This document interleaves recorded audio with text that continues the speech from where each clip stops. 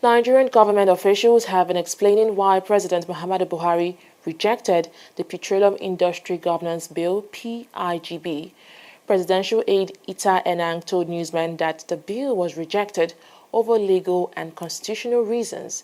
He also dismissed reports that Buhari rejected the bill because it whittled down his power as Minister of Petroleum Resources. Mr. President declined assent on few grounds, and I will only state a few of them because until this is read, it will not be appropriate for me to state in detail.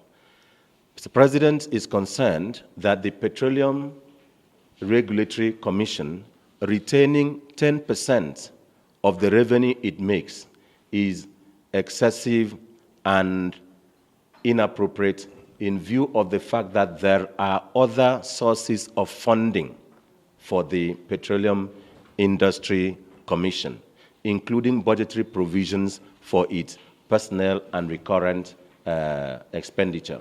And so Mr. President considers that making 10% available and then the Commission retaining 10% will be depriving the federal government, the state government, the Federal Capital Territory, and the 668 local governments in the country of the revenue that should accrue to them and be shared by the Federation account to all the three tiers of government, contrary to what has been misrepresented in the public.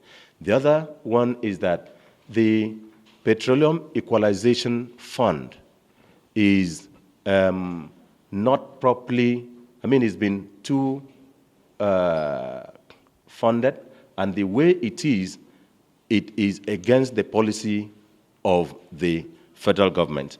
I could state what it states exactly, that the expanding the scope of Petroleum Equalization Fund and some provisions therein is in divergence from this administration's policy and indeed conflicting provisions on the Independent Petroleum Equalization Fund.